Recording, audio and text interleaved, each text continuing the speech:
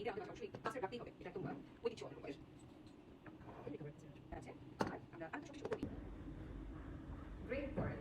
আমি জাস্ট আজকে দেখতে দেখতে রমজান শেষের দিকে চলে আসছে, আমি কাছাকাছি চলে আসলাম। তো এখন ঋষিকেশের তোমার এই যোগার এক্সপিরিয়েন্স কেমন ছিল?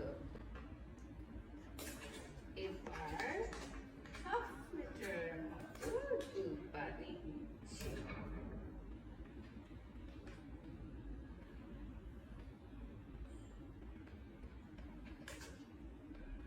যে আমি আসলে একটু অন্যরকম কাজ করতে চাই, আরো বেশি প্যাশনটা কাজ করছিল।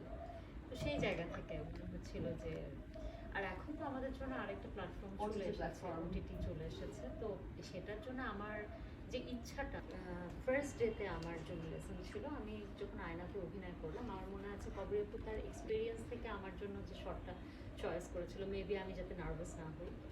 একটা লম্বা ক্রেনের উপরে, আগের ক্রেন দেখেছো, এখনকার মতো না, হ্যাঁ। একটা বিশাল FDC যে ক্রেনগুলো, yes, right. সেই ক্রেনের অনেক উপরে একটা ক্যামেরা ধরে রেখেছে, তার 35mm, মানে অনেক বড় ক্যামেরা। ওই ক্যামেরা এখন আর পাওয়াও যাবে না। আচ্ছা। তো সেই ক্যামেরা থেকে শুট করছে, আমি জাস্ট হেঁটে দৌড়ে যাচ্ছি।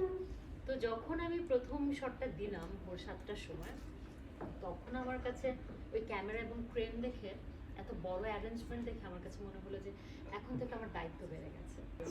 নাচ আছে, তারপরে ছোট পর্দা, বড় পর্দা, বিজ্ঞাপন, সবকিছু মিলিয়ে কিন্তু বেশ বৈচিত্র্যময় একটা ক্যারিয়ার। আমি লাকি একেবারে।